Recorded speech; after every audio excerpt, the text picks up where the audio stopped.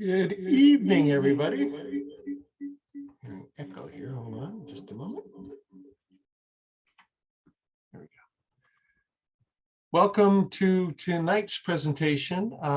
Just a couple of house rules here at Old Fort Niagara. If you could keep your microphone muted, that would be great. I do notice there is an amazing amount of women on tonight. Very like a high number of women on tonight. I'm not sure why, but I think this conversation tonight and presentation is going to be amazing. Hope you enjoy it. I'm going to turn it over to Executive Director of Old Fort Niagara, Bob Emerson. Bob, take it away. Thank you, Aaron. Tonight, we're pleased to present our third and final winter-spring cabin fever Zoom lecture. I'll introduce the speaker in a moment. Before I do that, though, I just wanted to bring something to your attention. As many of you probably know, the law that took effect back in September, the Concealed Carry Improvement Act by New York State, included muskets in the list of outlawed weapons. And this is an existential threat to Old Fort Niagara. Since then, Governor Hochul has included in her budget language which would have exempted reenactments from this legislation, which would be a great thing for the fort and historic sites all across New York State. The Senate kept the language in their version, but the Assembly has not. So this could put us back to square one in our efforts to have this problem addressed. So we're just urging everyone to contact their Assembly member as soon as possible. Time is of the essence, and let them know that the governor's language is really important for a couple of reasons. For educational reasons, also economically, reenactments comprise about 21% of Old Fort Niagara's operating budget. So not being able to host them due to this law would be economically, financially devastating for us. So just letting it be known and asking people to, call your legislator. Again, the budget is nearing completion, I believe, and so time is of the essence. So without further ado, I would like to introduce our speaker tonight, Hanae Weber, who is our lead civilian interpreter at Old Fort Niagara. And she is going to speak about Don't Cry Over Spilt Rum.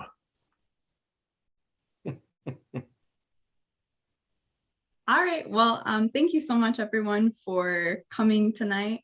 I think we're going to have a really good time. This case is super fascinating and kind of a wild ride, so stick with me. There will be a question and answer period at the end to clear up any confusion that you might have along the way.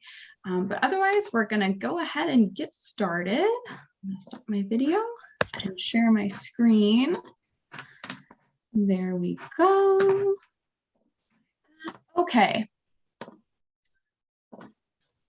Here we go. So I am very happy to have you all here to join me for Don't Cry Over Spilt Rum, Enlisted Women and the Cameron Court-Martial of 1760. The Cameron Court-Martial is what I'm going to call it today, but it's also referred to as the Cameron Affair in many secondary sources. It's a court-martial that was held on August 7th, 1760 in Oswego, New York, and the prisoner on trial was Sergeant Cameron of the 44th Regiment of Foot. I've read my fair share of court-martials before, and this, the references that I found to this court-martial in other secondary sources stuck out to me because each secondary source came up with a different conclusion to what actually happened, and there were changed or missing details from their retellings, and that was very intriguing to me. I was very curious as to why this was, and I wanted to get to the bottom of the mystery. And so I got the original court records from the National Archives UK in Kew, England, and I pored over them before determining that this would be a fantastic topic for this year's Women's History Month Zoom for a couple of reasons.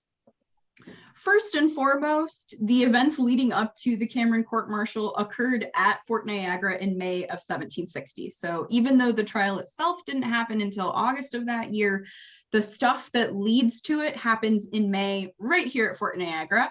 There are also 4 women in the 44th Regiment of Foot who testify at that trial. So again, lots of women are involved in this, and a large part of this case hinges around the issue of a woman's employment within the 44th Regiment of Foot. And so by looking at and closely reviewing the events that led to the Cameron court-martial, we can gain a better understanding of the tenuous position occupied by working class women in the 18th century British military. There's a lot we can learn from this. And speaking of which, many of you might be asking yourselves, were there women in the British military in the 18th century? And the answer is a resounding yes. So women and other unarmed civilians have been part of European militaries for centuries. There are records from the Middle Ages where some military communities had more civilians in them than actual combatants. And these were essentially like moving towns. When the military would go on campaign, they'd take a ton of civilians with them. And they're doing this because these civilians are providing necessary labor that the military needs in order to function. However, by the 18th century, the British military in particular is invested in narrowing down that pool of civilians, and they only allow a few to accompany each regiment. Most of these are women, and again, they need these women around to provide that necessary labor. As a woman in the 18th century, this is how you can get a job. You first and foremost have to be related to an enlisted man, and 9 times out of 10, that means you are married to an enlisted man. In order to get married, to have your marriage approved, you have to have a good reputation, and you must be known to be industrious and able to earn your own bread. This quote and the quote at the top of the slide come from a military guide written in the 18th century by a Captain Bennett Cuthbertson, and that's his recommendation for how to pick and how to have women in your regiment. Once you are married, you are required again to work. You got to earn your own way in the military. And there are 3 main careers that women are able to have. They can be a laundress, they can be a nurse, or they can be a petty sutler, which is someone who sells little luxuries or other goods to soldiers. And then once you're married and you've got your job and you're in the community officially, you have to follow the same code of conduct as the enlisted men do. So all of the rules that apply to them also apply to you now. Military life is dangerous and unpredictable, but there are some serious benefits to having a military job for women. The Army provided rations, housing, and some travel costs to women who work for them officially. There's also a steady income. You're never going to run out of people to wash clothes for or to help when they are sick or hurt. And most importantly, your family can be kept together. Soldiers definitely had romantic relationships with women who they were not married to, but those women were not really allowed inside the military community. And they were also did not get transportation to follow their husbands when the regiment would move around. And so if you are officially married, officially recognized as a military employee, you get to stay together and you get to move wherever the regiment goes. And that's a big plus. And finally, this is a lifelong career and a livelihood for these women. Enlisted women were working class, so they are not wealthy. They have to work for most of their lives. And enlisted men are oftentimes signing on and taking enlistments that can last up to 20 years. So this really is a lifelong career. I'm going to be using the term enlisted women throughout this presentation because that's a term that we see in the 18th century British military to specifically refer to these women who, again, are officially employed by the military, are part of the regimental community. So now that we've got our the topic of who we're talking about covered, let's set the scene for our court-martial and the events that are going to lead up to the court-martial that we're looking at. So first and foremost, Fort Niagara. This fort was established and held by the French from 1726 until 1759. In July of 1759, several British regiments laid siege to Fort Niagara, including the 44th Regiment of Foot, which is the regiment that we are going to be looking at most closely. This siege was part of the 7 Years' War, sometimes called the French and Indian War. And after a brutal 19-day fight, the British did end up taking the fort from the French. And this is a map drawn by a British officer who was there.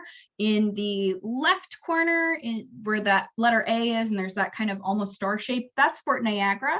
And then if we zoom here in the middle, you can see there's the 44th Regiment drawn in right where they were. But after the British take this fort, the 44th Regiment occupies Niagara until August of 1760, when they were relocated to Oswego. But the winter that they lived at Niagara was a really brutal one. There was a vicious outbreak of scurvy, which killed many people. And the incidents in this leading up to this court-martial, they took place again on and around May 7th of 1760. So that's 10 months after the siege, the 19-day siege where people from the 44th were killed. And only a few months after the scurvy outbreak kind of died down. So again, where more members of the 44th died, it was a rough winter, it was a rough summer. So it's no wonder that by May 7th, the members of the 44th Regiment of Foot really seemed to be tired of one another and also tired of Fort Niagara and being at Niagara. And that's something to keep in mind while we're going through all of this petty nonsense, is that there is a little bit of context for what these folks have been through. But now let's move on to the case itself. So the charge in this trial is that Sergeant Cameron of the 44th Regiment of Foot was being tried, and this is a direct quote, for saying there was 4 or 5 officers of the said regiment would write to General Gage to acquaint him of the usage that Lieutenant Colonel Eyre gave the garrison of Niagara. This is basically a charge of either A, attempted mutiny, or B, insolence, basically like insubordination. And that's the crime that Sergeant Cameron has allegedly committed, and that's what the trial is here to discover: is Sergeant Cameron guilty of basically threatening to tattle on the commandant of Fort Niagara to his boss? Any of these little handwritten images that you see, like the one down below here, these are from the actual court record. They're pictures of the actual court documents from the 18th century. So it was kind of neat to be able to work these into the presentation too. Our cast of characters. There is a ridiculous amount of people who testify in this case. There's about 15, maybe 16. We are not going to be focusing on all of them. We're going to be talking about the major players, the people who say more than like 5 words in their testimony. And I'm going to list them here in order of their appearance. And I assigned all of them a little picture from period images to try and help keep them straight. And none of these folks had any confirmed portraiture, so that's why these are from kind of random 18th century images. But I did try to pull them from military images that included women in particular. So the first person to testify is Major John Beckwith, and he is a general witness. Grace English comes next. She's also a general witness, and she's listed as the wife of Sergeant English. She's followed by Mary Calhoun, another general witness, wife of Sergeant James Calhoun. Mary Niche comes after them. She is a general witness. She's the wife of Sergeant Niche. We've got Lieutenant Colonel William Eyre. He's the accuser and also the commandant of Fort Niagara at the time. Sergeant Cameron, he's the guy on trial. He gets to testify after his accuser. Nancy Anderson, she's a witness for the defense. She's listed solely as just a soldier's wife. Lieutenant Daniel Disney, another witness for the defense. And then there are 2 more people who are intimately involved in this case, but neither of them testify, but I wanted to throw them in here anyway so that we can have them in mind, because they are totally involved in all of this. The first is, of course, Mrs. Cameron. She's Sergeant Cameron's wife, and she's employed as a laundress. And the second is Sergeant James Calhoun, and he's the husband of Mary Calhoun, who does testify. And these are all of our people. This case, like I said in the beginning, is kind of ridiculous and really convoluted. And so I'm going to do a fast run through of what happens in the trial, just to give you a sense of what it was like trying to read this case for the first and honestly even second and third times through, because it's just insane. So the first person to testify is Major John Beckwith, who heard a disturbance on the night of May 6th. He saw that it was Sergeant Cameron who was being drunk, and Beckwith had him arrested because he was being drunk and loud, but also because part of the reason that he went to investigate the noise and suspected that it was Cameron was because he was trying to find the author of an anonymous note that had been left at his doorstep during the night of April 30th, 1760, and he thought that Cameron might be the author of the note. Then Grace English, Mary Calhoun, and Mary Niche testify, and they all say basically the same thing, that they overheard Sergeant Cameron say to his wife that he was going to write to General Gage to tell him what was going on at Fort Niagara. And then Lieutenant Colonel Eyre testifies, and his testimony is about how he was just trying to help Beckwith find the author of the note. And so they published an ad in the garrison, and then a different officer came to Lieutenant Colonel Eyre and said that he had heard Mary Calhoun and Grace English gossiping about what they'd heard Cameron say. And so Lieutenant Colonel Eyre brought Mary and Grace to him to question them to see what they had overheard. And then Cameron gets a chance to defend himself, and he says that Mary Calhoun hates him and that the disturbance that Beckwith had heard was a fight that broke out after Cameron spilled a glass of rum out of Sergeant James Calhoun's hand, and then the two of them plus their wives got into a fist fight. And so all four of them actually got arrested and thrown into jail. Cameron also swears that he didn't write the note, that he offered a reward to find the author, and then he accuses Mary Calhoun of being the author of the note because she hates him. And then Nancy Anderson takes the stand, and she says that she heard Mrs. Cameron crying because she thought that she was going to get kicked out of the garrison. And then Sergeant Cameron said that he would write to General Gage to get Mrs. Cameron employed, and that the other three women also heard this, but that was kind of implying that they were lying when they said, then they didn't say the last part, that he was trying to get Mrs. Cameron a job. And then Lieutenant Daniel Disney kind of blows this whole case wide open by saying that this entire thing started when Eyre first became the commandant, like months and months and months ago. And he asked Lieutenant Disney if Mrs. Cameron was a good laundress and a good person, and Disney said yes. And then shortly after that, Lieutenant Colonel Eyre hired her as his laundress, and then he told Disney that Mrs. Cameron was not only terrible at her job and she did a bad job at laundry, but also that she was a bad person and he couldn't wait to get rid of her. And he told Disney to go to the prison where the Calhouns and the Camerons were locked up for fighting, and tell Sergeant Cameron that he was kicking his wife out of the garrison. Are you confused? So was I the first time I read through this. And it suddenly made a ton of sense as to why those secondary source authors got details wrong in their publications, and confused and mixed up. But having closely read and reread the entire case several times now, I think I have it pretty well down. And so we're going to go through it much more slowly to figure out not only what on earth happened, and also to figure out what can we learn about enlisted women and the enlisted women who are in this case. So first, we're going to jump to the deposition of Major John Beckwith. Couldn't resist throwing in at least one sound effect for this. So while doing rounds on the evening of May 6th, John Beckwith heard a disturbance, which was Sergeant Cameron drinking and being loud. Beckwith told him to knock it off, and then around midnight, Beckwith heard another disturbance. He went to see what was going on, and he met with Mrs. Calhoun, who was coming out to complain of Mrs. Cameron, who had abused her. And since Sergeant Cameron was still drinking and being loud, Beckwith sent for the sergeant of the guard and ordered him to arrest Sergeant Cameron.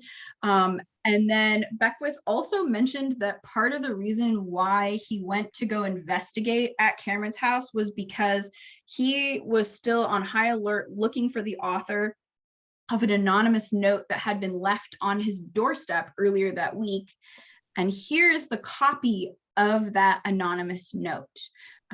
It says, at the top, it says Niagara, 30th of April, 1760. And then the note itself reads, "Sir, I can't help acquainting you of what I heard a fellow who wears a sergeant's coat say, who is now in the guard, that there is 8 or 10 officers in this garrison who is going to write to General Gage to have you and the colonel frock for turning his wife out of the garrison and confining him wrongly with a great deal more too tedious to mention. Sir, what I have said, I look upon as my duty to acquaint you, and being under the military yoke, begs if you will make no enquiry after me, as if I should be found out hereafter, it may be attended with some hundreds. Sir, yours at command, directed to Major Beckwith at Niagara."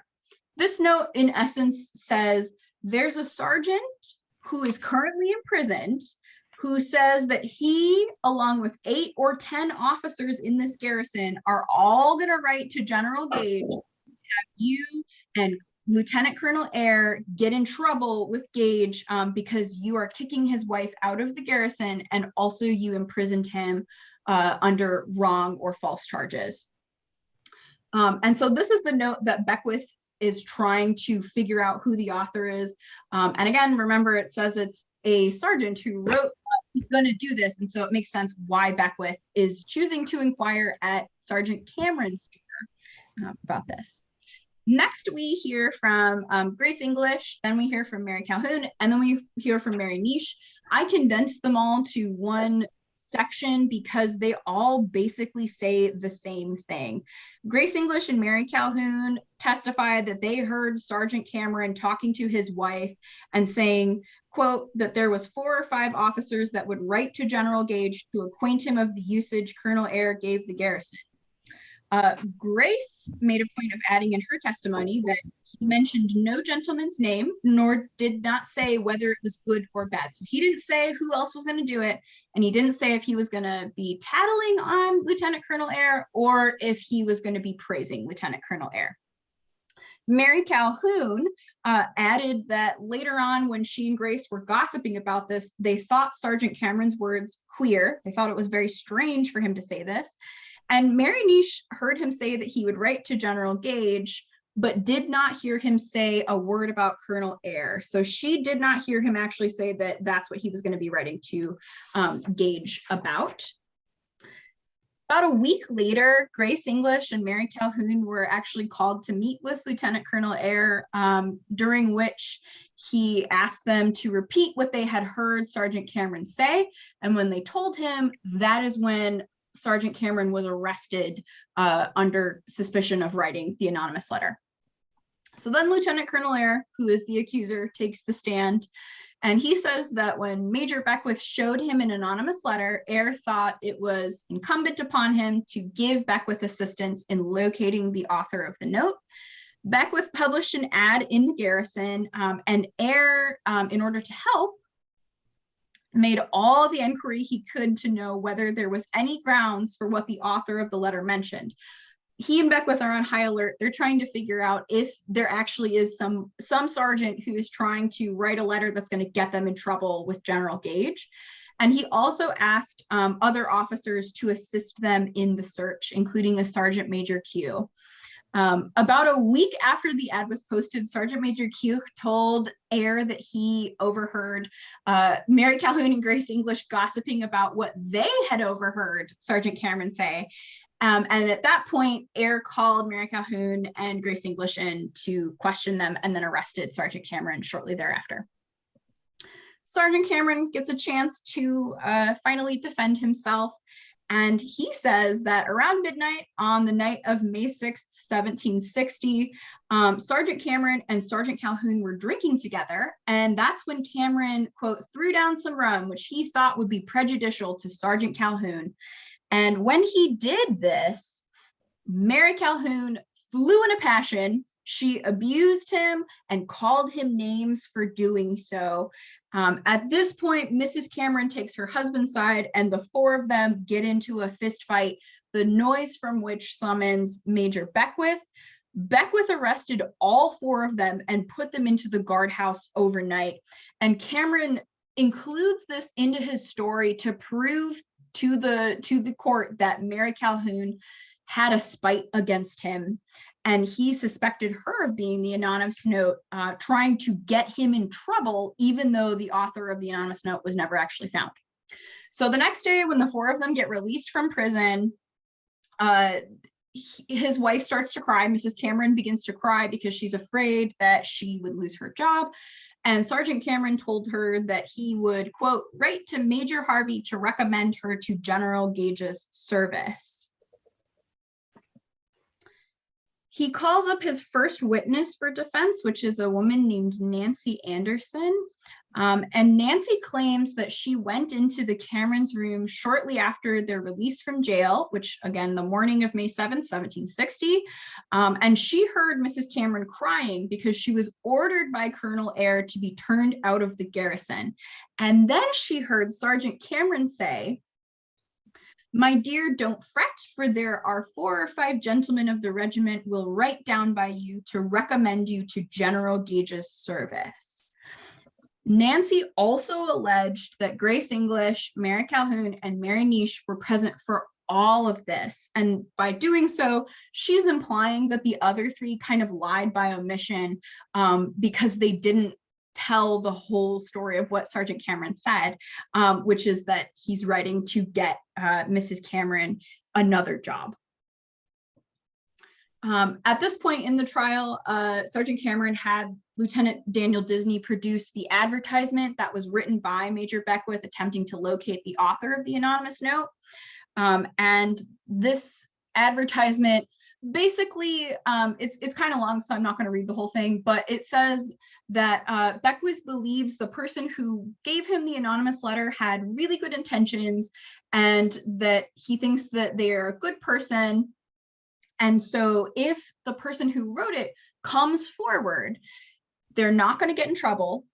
Beckwith won't tell anybody who they are, and they might have an opportunity to get their enlistment contract either shortened or closed, and then they can be sent home so they won't have to fight in the rest of the war. And that's the reward essentially that Beckwith is offering to these people.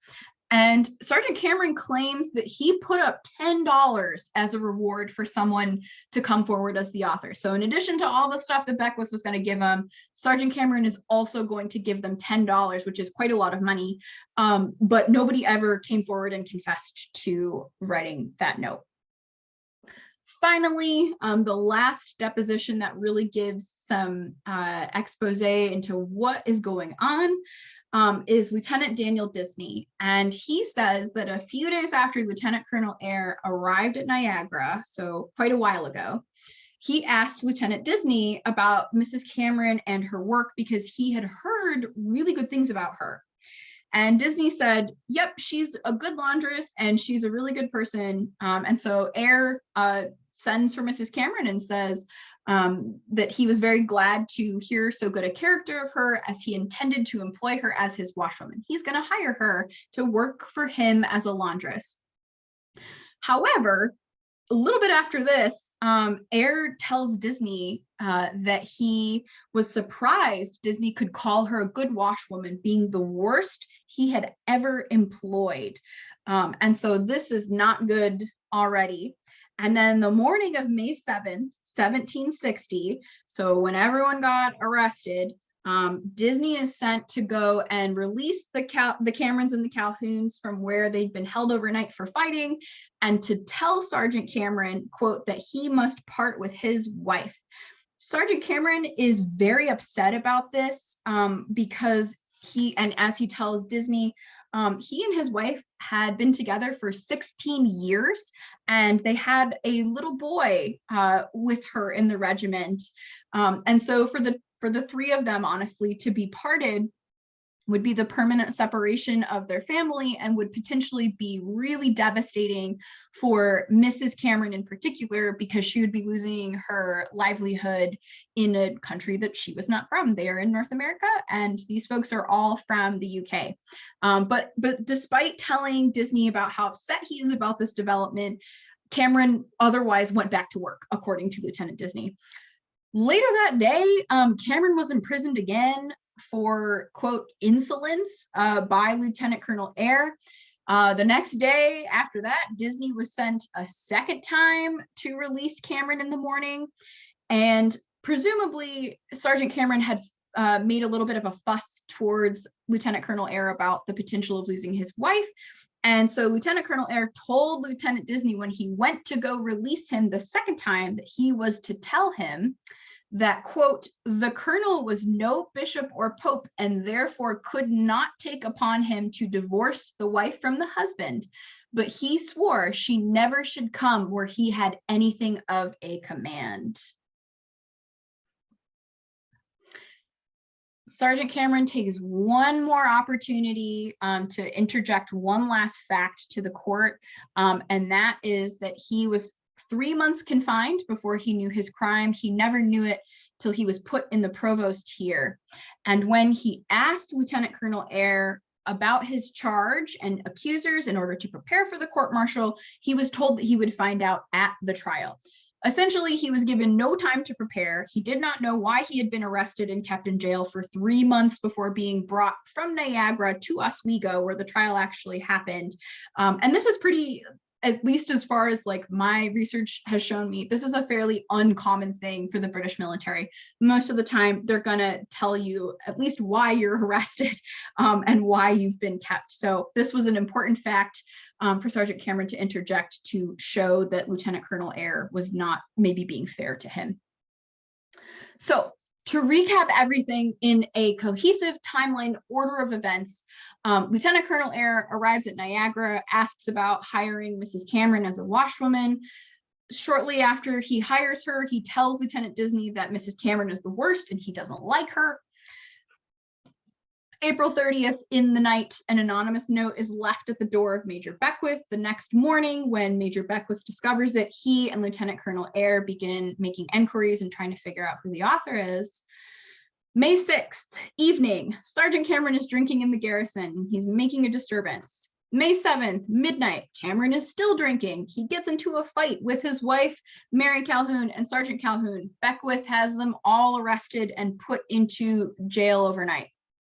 May 7th, morning, the Camerons and the Calhouns are released from prison by Lieutenant Disney. Disney at that point tells Sergeant Cameron that Colonel Eyre wants to kick Mrs. Cameron out of the unit, and that upsets both of them. Mrs. Cameron starts to cry, and she is heard crying by Grace English, Mary Calhoun, and Mary Niche, all three of whom overhear Cameron saying that he'd write to Gage. Nancy Anderson is also there. She hears Cameron saying that he'd write to Gage in order to get Mrs. Cameron a good job, and claims that the other three heard this as well. Mary Calhoun and Grace English gossip about what happened. They're overheard by Mr. Q, who then goes to tell Lieutenant Colonel Eyre. Later in the day on May 7th, Sergeant Cameron is arrested for insolence, but is released later in the day by Disney, who tells Cameron that while Eyre can't make them get a divorce, he will not have Mrs. Cameron anywhere that he is in command. Several days later, Mary Calhoun and Grace English are called in to tell Lieutenant Colonel Eyre what they overheard on May 7th. And after that, Sergeant Cameron is arrested under suspicion of writing the anonymous note. And that's the order of everything that happened. The verdict of the court. The opinion of the court is the court-martial, having considered the charge laid against the prisoner with the proofs for and against him, also his defense, are of the opinion that the prisoner is not guilty of any fault or misdemeanor, and therefore acquit the prisoner, Sergeant Cameron, of the 44th Regiment. And then the court also adds a little note to the bottom that says, the court are further of the opinion that this matter for the relief of the prisoner might have been sooner determined by a regimental court-martial.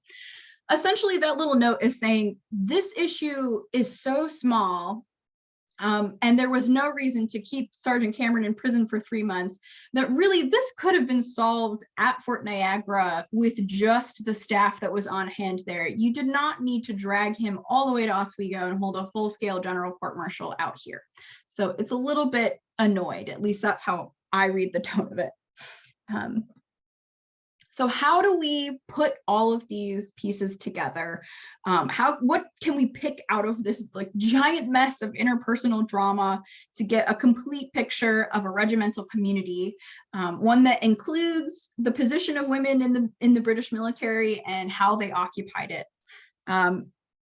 So here are the things that I was able to pick out. First of all, women in the British military were active members of their regimental communities. Number two, unlike enlisted men, women in the British military ultimately served at the discretion of their commanding officers.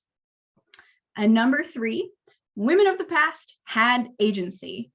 So first and foremost, women in the British military were active members of their regimental communities. This is demonstrated in several ways in this case.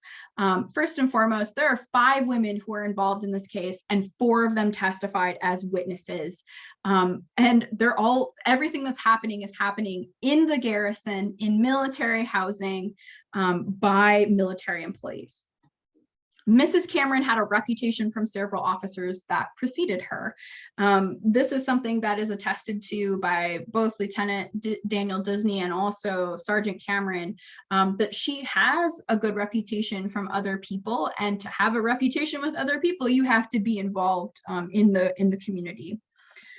Mrs. Cameron and Mary Calhoun were arrested for, quote, causing a disturbance. So hearkening back to our checklist of requirements for women who work for the military, they're held to the same code of conduct as their husbands are. And because the 2 of them were involved in a fight, which was against the rules, they were arrested and held for the exact same amount of time as the enlisted men for whom they were, to whom they were married. Excuse me. And finally, what essentially amounted to gossip among friends, Mary Calhoun and Grace English, became a key piece of evidence upon which Lieutenant Colonel Eyre arrested and tried Sergeant Cameron. The fact that what was overheard came from women did not hinder the proceedings. Their word was taken at face value, and it was also the nail in the coffin, so to speak, for Sergeant Cameron's arrest. And that's really interesting and really important that their word was held and utilized in that way. So unlike their male counterparts, enlisted women who work for the British military, they served at the discretion of their commanding officers. They don't have an enlistment contract in the same way.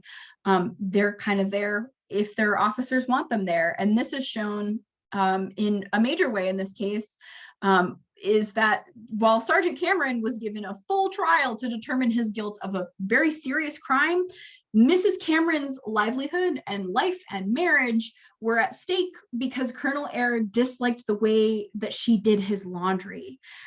So she doesn't get a trial like her husband does. She has to kind of be subjected to whatever Lieutenant Colonel Eyre thinks is best. And this is in spite of the fact that Mrs. Cameron's been married for 16 years to her husband, that she has a reputation as a good person and a laundress, which again, something that Lieutenant Disney personally attested to when Lieutenant Colonel Eyre asked him, and also which Sergeant Cameron claimed was supported by other officers when he was trying to comfort her by saying that they would all write down to General Gage. Lieutenant Colonel Eyre, again, in spite of all this, he had the exclusive power with which he could ruin her life. And this is a life-ruining moment in a lot of ways. And while his is a bit of an overreaction, even by 18th century standards, Lieutenant Colonel Eyre still would have been allowed to do as he pleased because he was the commandant of the fort. And so that, again, stark contrast to the way that enlisted men their contracts work in general. But most importantly, women of the past had agency. And this is something that gets confused a lot or kind of glossed over a lot in the modern perception of marginalized people in general of the past, is that they have no choices. They're just kind of along for the ride. They don't have any way of helping themselves or changing their own lives. And that's not true. And we see it in this case as well. So first and foremost, Nancy Anderson testified on behalf of Sergeant Cameron. She was a witness for the defense. She did not necessarily have to do that, and she might have done it at risk of enraging Lieutenant Colonel Eyre against her and having him turn his anger on her, but she did it anyway. Nancy Anderson also implied that Grace English, Mary Calhoun, and Mary Niche were lying by omission, that they left out parts that she was pretty sure that they heard in order to make Sergeant Cameron look bad. And if this is true, if they did lie by omission, that is a choice that they were making and some control that they were exerting over the situation for sure. Mary Calhoun was accused by Sergeant Cameron of writing the anonymous letter. So his accusation was never proven. We don't know to this day who wrote the anonymous note, but it does demonstrate not only could at least some enlisted women write, but also they have the full capability to take matters into their own hands. Mary Calhoun wrote that letter. She was doing something very intentional to try and get presumably somebody, if not Sergeant Cameron, then maybe another sergeant, into serious trouble. So all of this is to say that looking more closely at primary source documents like courts martial can give us a better understanding of lesser documented people of the past. And of course, most obviously, take care with your rum, because you never know what spilling a glass of it could get you into.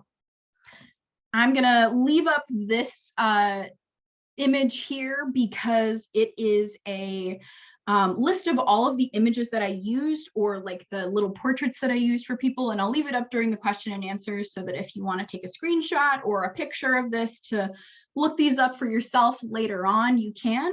But otherwise, we can go ahead and open up the question and answer.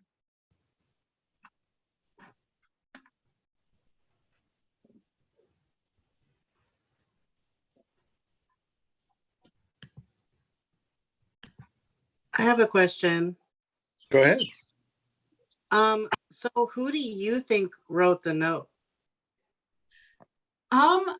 That's a great question. I have speculated about this at great length, trying to piece together some of the details within the note as well as the testimony. And honestly, truly, I don't know, but I do have to agree with Sergeant Cameron that it does seem pretty suspicious that a person who is on record from more than one deposed witness in this case as disliking both Sergeant Cameron and Mrs. Cameron, I think Mary Calhoun might have done it.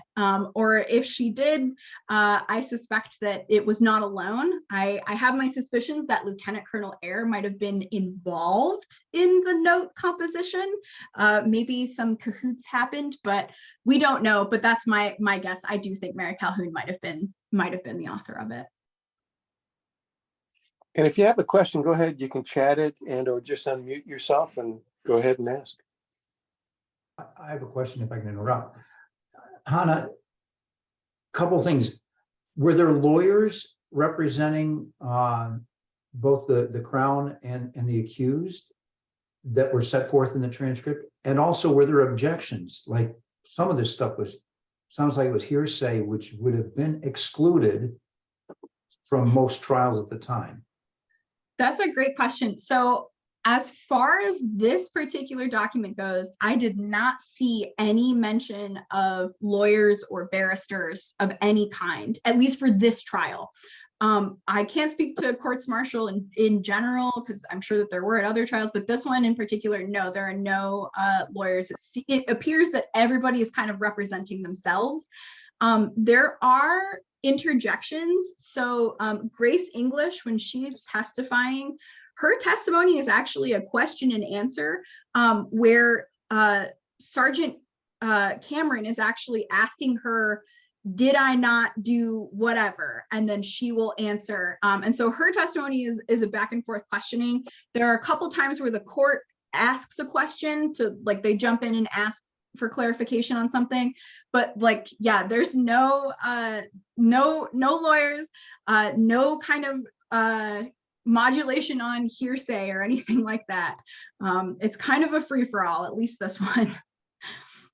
Hey, Hanae, from Leanne, what was the mechanism for posting the ad, searching for information or offering the reward? Was it tacked up somewhere, read at the head of the troops or something else?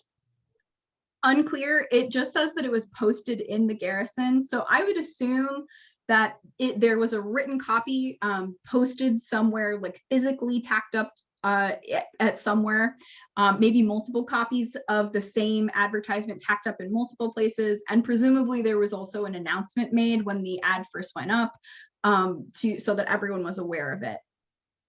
Could an enlisted woman be stationed at a different location away from her husband? If Mrs. Cameron was employed by, let's say, General Gage, would she be moved? Would the military pay for her moving as well?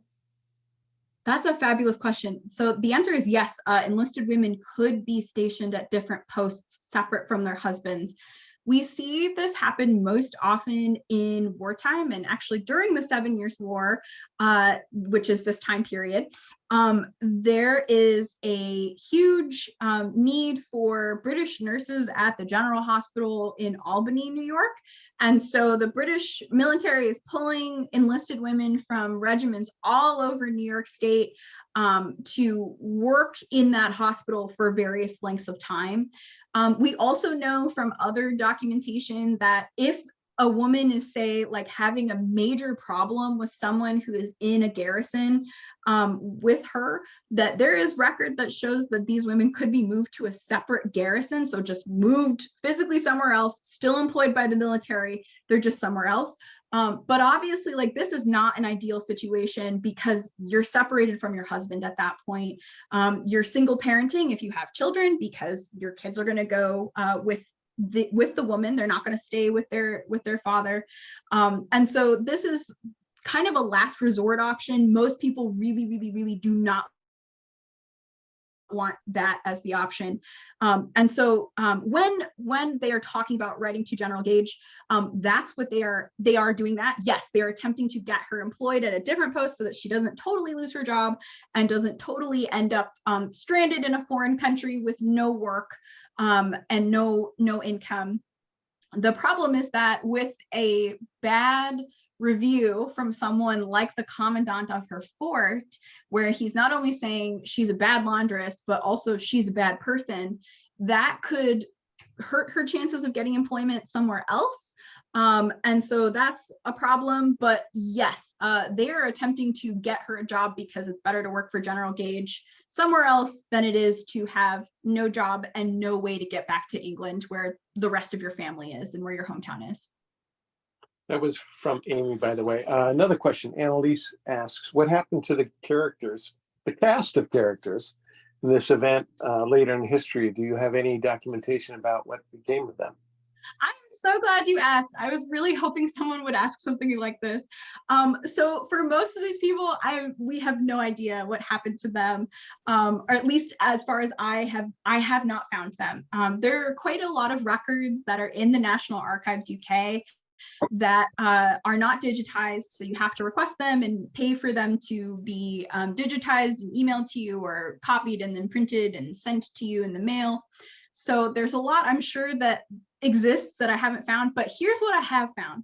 So the next time that we hear from Lieutenant Daniel Disney is in the late 1770s, early 1780s, and he's actually being tried at a court-martial that he is acquitted. He didn't actually do the crime that they said that he did.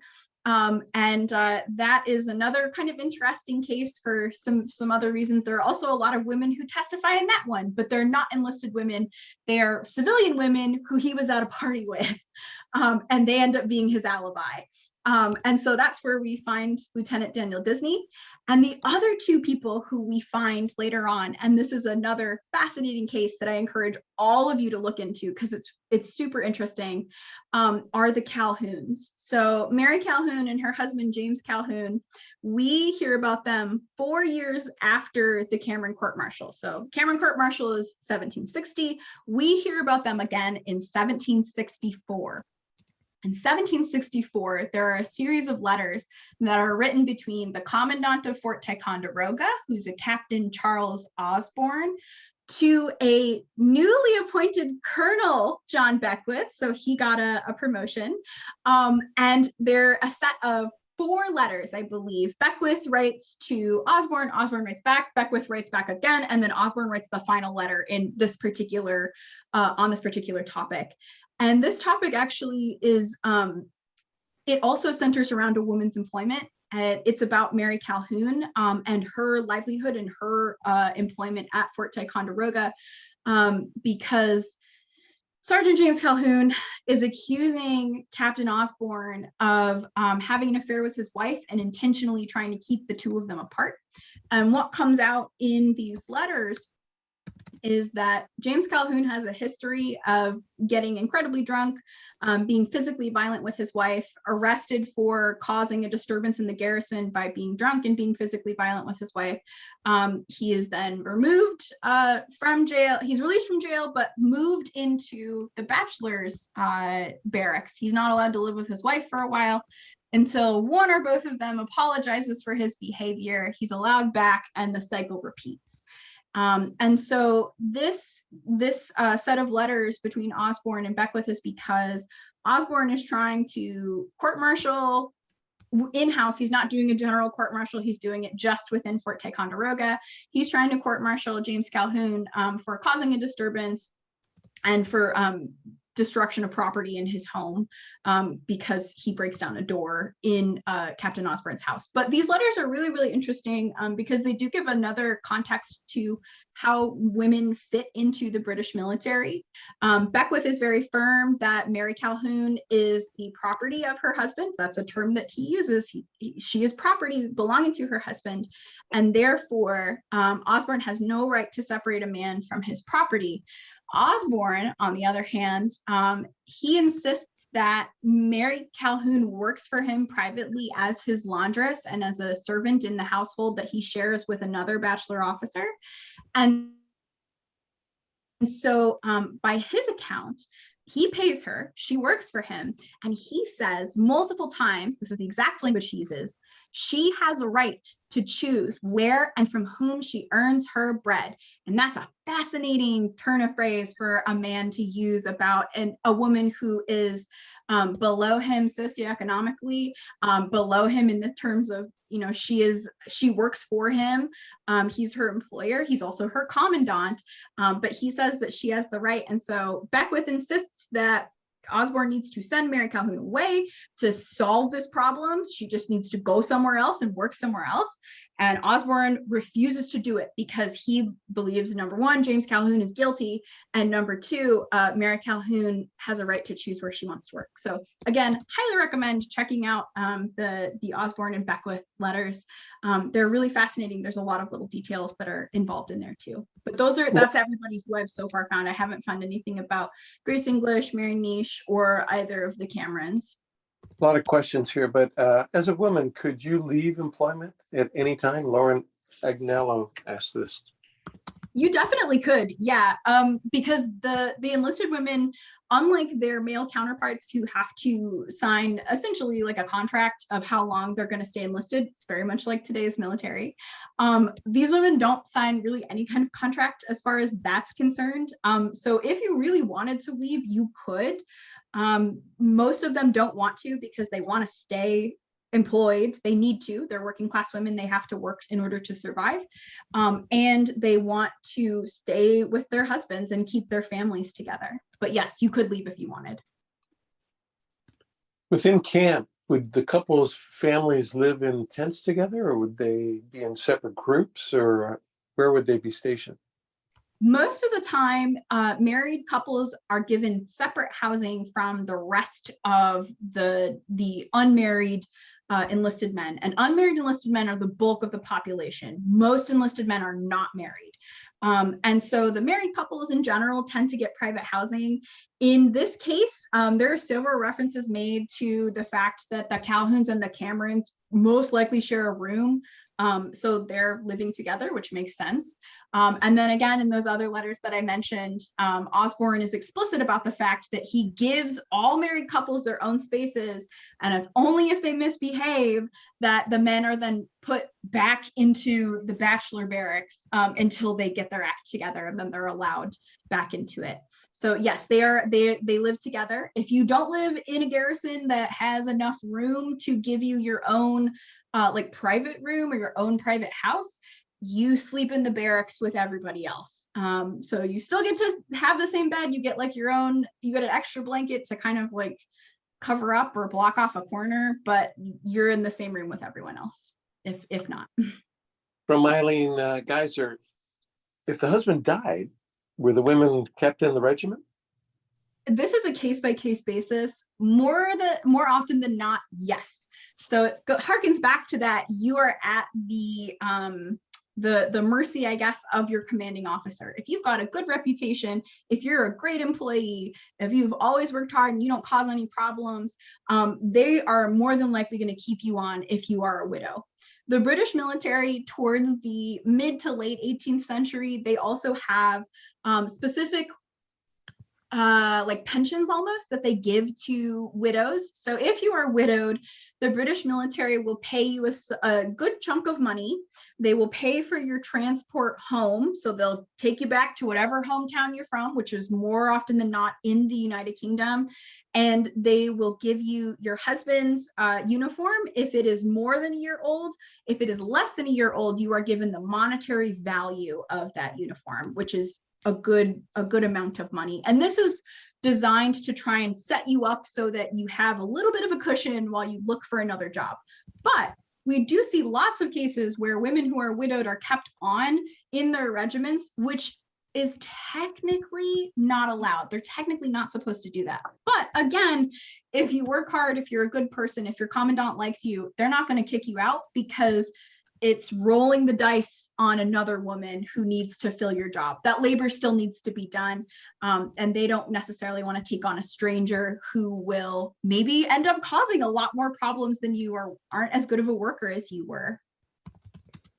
I'm going to ask George Spray to weigh in, if you're still on, George, about William Eyre, if you would, based on your comment.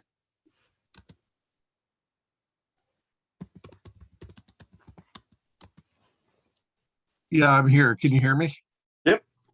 Yeah, okay. So William Eyre was on his way back. He was an engineer officer as well.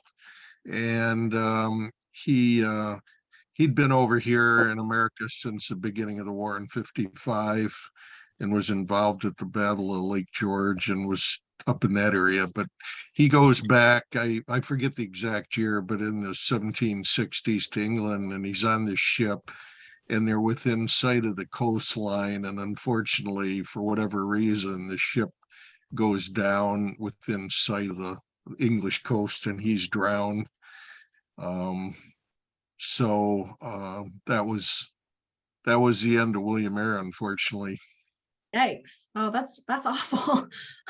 Now, he wasn't the only one. There was actually another officer, John Stanwix, who a fort is named after New York as well, who the same thing. He went home to Ireland, and he was in the Parliament, and they called him to England, and he goes in this ship with his wife, daughter, and they go across, and again, within sight of the coast, the ship goes down and they're all drowned. So there were at least 2 officers that happened to. Yeah. And Sharon has actually a really good question. I'd like to know too. How many women would be at Old Fort Niagara compared to men? I mean, is there a ratio? I mean, there are records of that, of course. Yeah, that's a fabulous question. So this answer, it is difficult to nail down into a specific number for a couple of reasons. The first is that each regiment sets their own cap for how many women they want to accompany them on any particular like voyage or expedition or whatever. And a lot of times the number that they put on the paper, so for example, if you say, okay, we're only going to take 60 women with us this time, and that's what's the official order. a lot of the time they break it. And so they say they're only going to take 60. And then we look at the records later and actually they have 75. So that's one problem. Another problem is that the numbers fluctuate greatly depending on the need. As you can imagine, the need is greater during wartime and smaller during peacetime. And so that also is a factor. In general, for the British military in the mid to late 18th century, so we're talking the 7 Years' War and the Revolutionary War, in general, the ratio that we see is somewhere between like 10 men to every 1 woman to 15 men to every 1 woman is the smaller range. But we do see the numbers, at least towards the end of the Revolutionary War, interestingly enough, in New York State, get closer to one woman to every 6 men, or even as small as 1 woman to every 4 men, which is really, really, that's huge. But in general, yeah, the numbers range from about like 1 woman to 10 men to 1 woman to 15 men is what's most common. We're coming to an hour now of this presentation, which has been amazing. A lot of comments on the comment section. If you hit chat, you can see them, and we'll try and answer a lot of them. Bob, do anybody want to add anything or one comment before we close the meeting? I'm going to throw my email address into that chat section. Excellent. And so if any of you have further questions, and even if you think of it, a week from now and it occurs to you at 3 o'clock in the morning, you're welcome to send me an email and ask. I'm very happy to answer any and all questions that you might have. But thank you all so much for coming out tonight. I really appreciate it, and I'm glad that so many of you were able to make it. And Bob, do you want to close out the show? Just close it out by thanking Hanae for her presentation tonight, and thank you all for attending. Yeah. Bye.